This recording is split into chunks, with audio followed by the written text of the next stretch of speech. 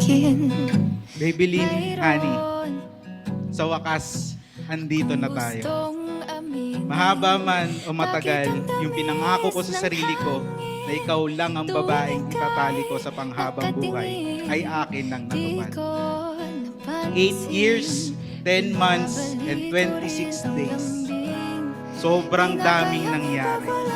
Pero eto tayo, nangangako na sa panghabang buhay. Hindi naging madali, pero sa lahat ng desisyon ko, ito ang pinakamaganda sa lahat. Tanging dahilan sa pag-gising ko.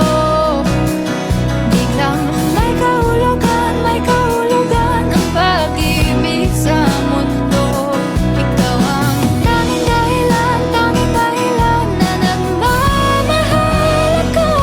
Kaya ang puso ko'y sayong-sayo. Habang sinusulat ko to, naalala ko nung nagsisimula pa lang tayo. Walang-wala, walang kasiguraduhan, walang mga pangako. Hindi natin alam kung tatagal pa ba. Basta, sabi ko na lang, we just ride the tide until the sun rises again. Puso ko'y sa'yo. Ikaw ang dahilan sa pag-gising ko. May kahulugan ang pag-ibig sa mundo. Ikaw ang tanging dahilan na nagmamahal ako. Kaya ang puso ko'y sa'yo. Dear husband, I thought I have met you at the wrong time. 8 years ago, everything felt uncertain. Like we were still figuring out who we are and where the life would take us. But somehow, in the middle of all that uncertainty, we found each other and we chose to stay. Through the years, we've grown not just as individuals, but as partners. We've seen each other at our best and at our worst, in moments of joy and in moments of doubt. And still, here we are, stronger, deeper, and more certain than ever. Maligaw man at mawala at umikot man sa kawalan, sa bawat kailan, sino't saan, ikaw lang. Kung sakaling dumating po yung mas matitindi pang mga pagsubok, problema, bagyo sa inyong pagsasama, lagi niyo lang pong tatandaan, sir, na kayo po ay sumakay palagi ng LRT. Ano po ba itong LRT na ito? Ito po yung love, respect, and trust. Pag lagi po kayo nakasakay dyan, sir, ma'am, tunay nga na ang driver niyo ay walang iba kundi ang ating Panginoon.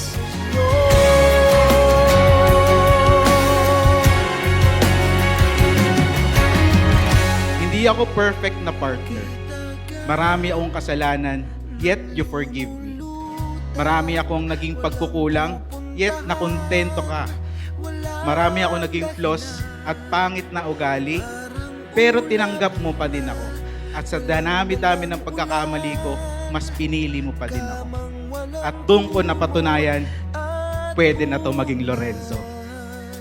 Ang pagmamahal ng isang Babylin ay higit sa inaakala ng lahat. Handa kang gawin lahat para sa relasyon natin. Sobrang proud mo sa ating dalawa.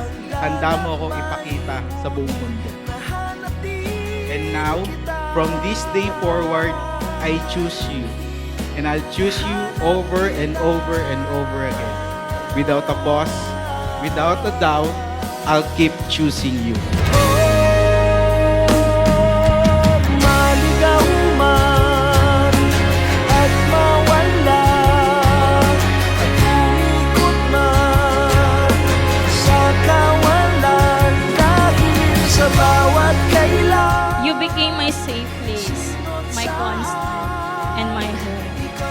With you, I I learned that love isn't just about perfect timing.